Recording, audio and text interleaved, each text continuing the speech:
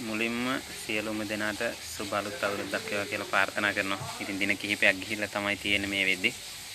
ඇත්තටම අද ලයිව් වෙන්න හිතුවේ අලුත් අවුරුද්ද දවසේ ලයිව් ඇවිත් ඔයාලට කතා කරන්න කියලා මං හිතුවා. නමුත් ඒ වෙලාවේ ඒ කිරීමට හැකියාවක් නොලැබුණේ ඇත්තට මේ වෙලාවේ ගොඩක් වැඩ රාජකාරී තිබ්බා.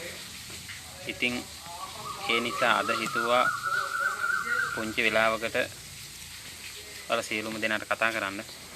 ඉතින් මුලින්ම කියන්න ඕනේ මේ සමූහය තුලින් ඇත්තටම අපි මිනිස්සුන්ට සහ මේ රට තුල අසරණ වෙලා සිටින සතුන්ට පවා අපි උදව් කරනවා.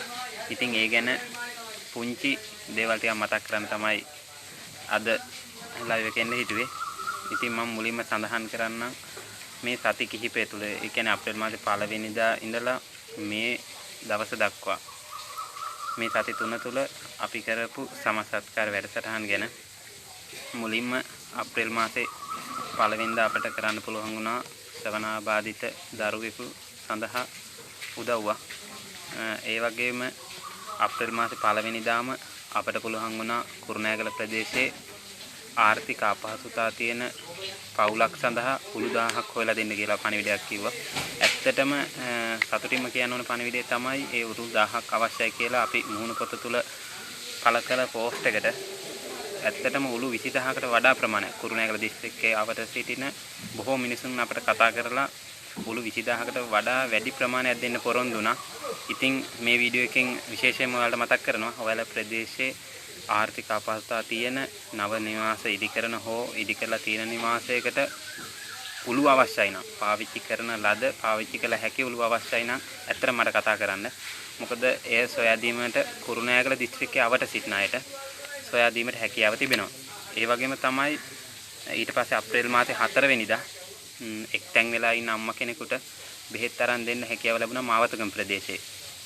ඉතින් ඉන්පසුව දින ගණන් ටික කියන්නේ නැතුව මම විස්තර ටික කියන්නම්.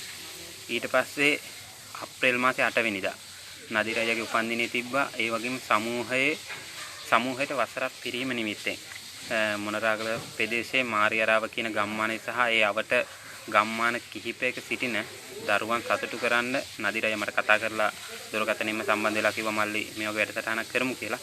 ඉතින් ඒ අයියාගේ තියෙන කැපවීම සහ ඔය ඔබ සියලුම දෙනාගේ ලැබුණු උදව් උපකාර මත අපට අප්‍රේල් මාසේ 8 වෙනිදා මොනරාගල ප්‍රදේශයේ දරුවන් 22 දෙනෙකුට සහ එම ප්‍රදේශයේ සිටින දැඩි ආර්ථික අපහසුතාව තියෙන පවුල් 42ක් සොයාගෙන ගිහිල්ලා ඒගොල්ලන්ට අපි දැනුවත් කරලා තිබෙන්නේ අපි එනවා කියලා. ඉතින් ඒගොල්ලෝගේ ගෙවල් වලටම ගිහිල්ලා ඒගොල්ලන්ට අවුරුද්දට මේ අලුත් අවුරුදු සැමරීම සඳහා අවශ්‍ය කරන අත්‍යවශ්‍ය ආහාර ද්‍රව්‍ය අඩංගු තොග මිලට ගත්තොත් රුපියල් 3000ක සහ සිල්ලර මිලට ගත්තොත් රුපියල් 3800 4000ක් සමාන වටිනාකමකයේ යුතු ආහාර ද්‍රව්‍ය පාර්සල් 42ක් දෙන්න පුළුවන් වුණා.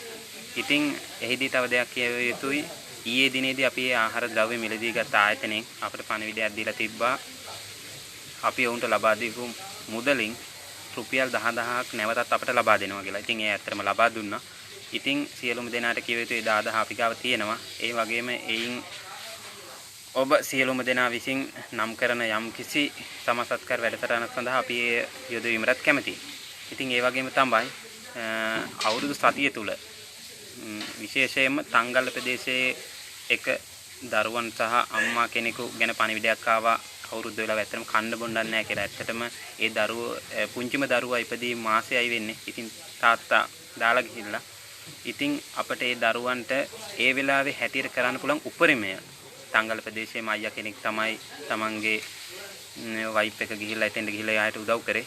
ඉතින් ඒ අයියවත් ඇත්තටම ඒ අයට බොහොම පිං. ඒ සියලුම දෙනාට බොහොම පිං. ඒ වගේම ගාල්ල තවලම් ප්‍රදේශයේ දරුවන් 4 දෙනෙකුට සහ අම්මා කෙනෙකුට අපට පුළුවන් වුණා 13 වෙනිදා අප්‍රේල් මාසේ රුපියල් 5000ක් දෙන්න. මොකද ඒ තාත්තා නැති වෙලා. ඉතින් ඒ අම්මා තින්නේ කුලියට දරුවන් 4 දෙනා සමග. ඉතින් ඔවුන්ගේ වැඩ කටයුතු අවුරුදු වෙලාවේ කර ගැනීම සඳහා අපට පුළුවන් වුණා 13 වෙනිදා එම මුදල් රුපියල් 5000ක මුදල පරිත්‍යාග කරන්න. ඒ වගේම තමයි 13 වෙනිදා විශේෂ දෙයක් වුණා.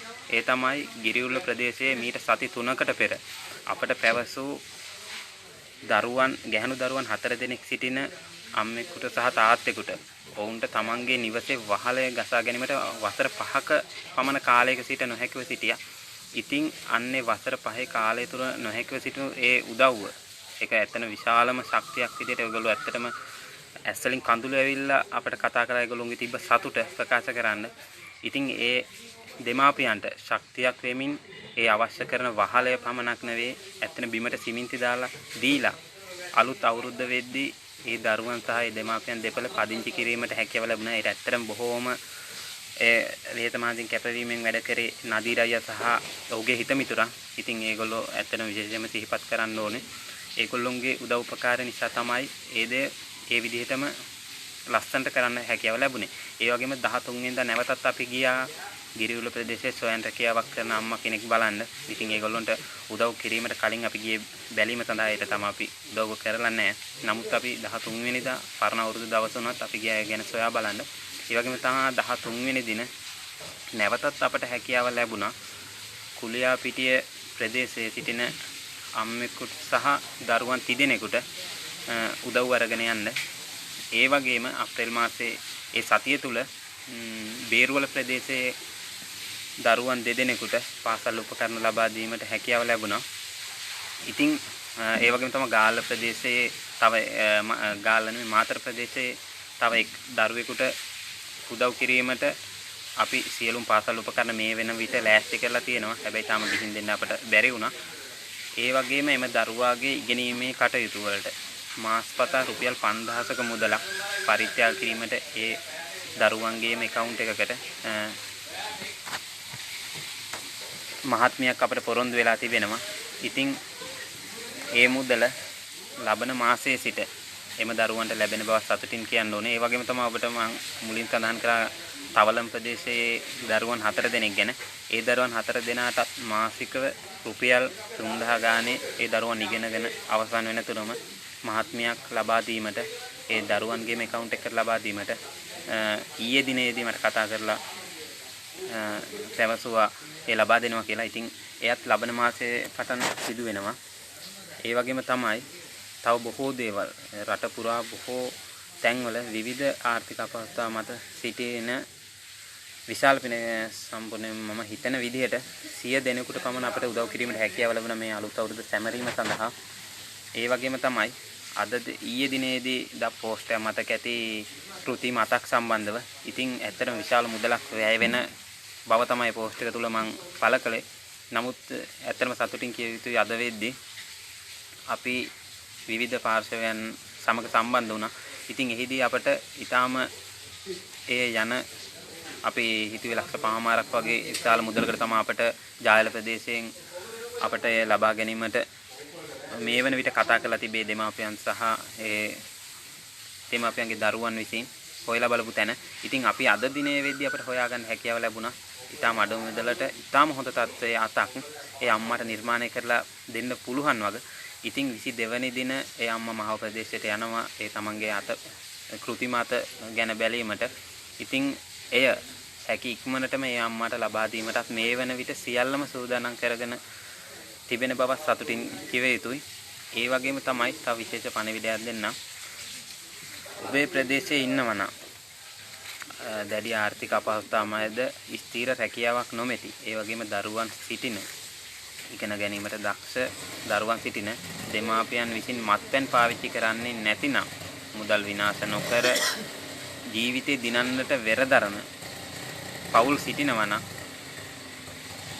නිවසක් සාදා ගැනීමට නොහැකි හෝ අපි ඇත්තටම බොහෝ දුරට අපි ඉලක්ක කරන්නේ නිවසක් බාහිර නිවසක් සාදාගෙන අවසන් නමුත් නිවසේ ඉදිරි වැඩ කටයුතු කර ගැනීමට නොහැකි තත්ත්වයක සිටිනවා නම් අන්න ඒ අයව අපට ඔබ විසින් හඳුන්වලා දෙන්න.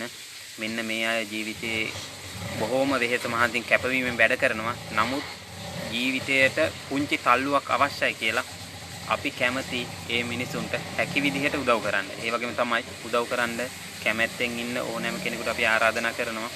අපි සමග එකතු වෙලා එවැනි මිනිසුන්ට ජීවිතෙන් නැගිටීමට වෙරදරන මිනිසුන්ට උදව් කරන්න එකතු වෙන්න. මොකද අපි මේ සියලුම වැඩසටහන් වල අපගේ ප්‍රධාන අරමුණ වෙන්නේ මිනිසුන් යාචකයින් නොකර මිනිසුන් දියුණු කිරීමයි. මොකද මිනිසුන්ට දෙයක් නොමිලේම දිගටම දෙන්න පුරු වුණොත් ඒ මිනිසුන් හැමදාම යාචකයින් බවට පත් වෙනවා. ඉතින් අපි නිතරම උත්සාහ කරන්නේ මිනිසුන් යාචකයින් නොකර මිනිසුන් දියුණු කිරීමටයි. ඒ වෙනුවෙන් අපි විවිධ වැඩසටහන් කරනවා. මොකද අපි ගෙයක් හදන්න පටන් ගත්තොත් ඒ තැනට සිමෙන්ති ගඩොලක් පවා නොදී සිමෙන්ති ගඩොල ඔවුන් නිර්මාණය කරගන්න හැකි ආකාරයෙන් තමයි අපි උදව් කරන්නේ.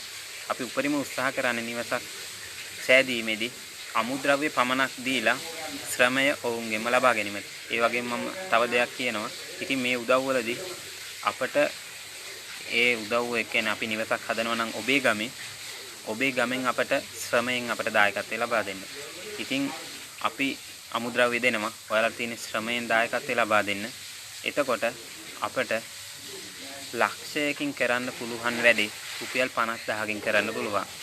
ඉතින් අපි එකතු වෙලා ඔබ මම අප සියලුම දෙනා එකතු වෙලා අපේ රටේ මේ ආර්ථික අපහසුතාව මැද බොහෝ පීඩා විඳින මිනිසුන් නගා සිටවීමට අපි කැපවෙමු. මොකද ජීවිතේ අපට සතුටු වෙන්න පුළුවන් ලොකුම දෙයක් වෙවේ. ඉතින් මම වැඩි විස්තර කියන්න යන්නේ නැහැ. මොකද තව මග ඇරුණු දේවල්ද තියෙනවා මේ පොත තුළ තමයි මම සියලුම දේවල් බල මේවල් කියන්නේ. ඉතින් තව බොහෝ දේවල් තියෙනවා මේ සති දෙක තුල අපි කරපු දේවල් සහ කතා කිරීමට බොහෝ දේවල් තිබෙනවා. ඉතින් වැඩි විස්තර කියන්නේ තව එකම එක දෙයක් කියන්නම්. ඒ තමයි අපි සතියට වේලක් සංකල්පය පනපවන්න මේ දවස්වල විශාල වෙහෙස මාන්තියක් ගන්නවා. ඒ කියන්නේ අපි සතියට එක වේලා, ඒ කියන්නේ රාත්‍රියට එක වේලා निराහාරව ඉඳලා අපි සාමාන්‍යයෙන් හිතන එක වේලකට රුපියල් 100ක වැනි මුදලක් අපිට වැය වෙයි කියලා එක වේලක් අපිට හදාගන්න. ඉතින් අන්න එක වේල පුළුවන් නම් කැටයක තැම්පත් කරලා අවුරුද්දක් අවසානයේ අපි එකතු කරලා අවසානයේදී ඒයින් මිනිසුන්ට උදව් කරන්න අපි ඇත්තටම ලොකු වැඩපිළිවෙලක් හදාගෙන යනවා. ඉතින් වැඩපිළිවෙල පටන් අරන් තියෙන්නේ ඔයාලට පුළුවන් එම වැඩසටහනට එකතු වෙන්න. ඔයා එකතු වෙන්න කැමති නම් අපිට පණිවිඩයක් දෙන්න. අපිත් කැමති සතියට වේලක් සංකල්පේ පනපවන්න එකතු වෙන්න කැමති කියලා. සතියට එක වේලක් බඩගින්න ඉඳලා තව මිනිසෙකුට ඒ ආහාර වේල කැප කරන්න කැමති නම් එකතු වෙන්න. අපි 100 දෙනෙක් එකතු වුණොත් අපිට පුළුවන් තවත් අසරණ පවුලකට නිවසක් සාදා දෙන්න. ඉතින් මේ විස්තර ගැන වැඩි විස්තර දැන ගැනීමට කැමති නම් මට කතා කරන්න 072 46 27 892. ඒ වගේම තමයි මේ විස්තර බලා ගැනීමට තව හැකියාව තිබෙනවා. අපි මනුස්ස YouTube channel එක තුළ ඒකත් එකතු වෙන්න. ඒ වගේම අපි ජීවිතයේ සැබෑ සතුට විඳිමු සමූහය තුළ මේ ගැන ඕනෑම වෙලාවක විස්තර ඔබට බලා ගැනීමට හැකියාව තිබෙනවා. සියලුම දෙනාට තෙරුවන් සරණයි.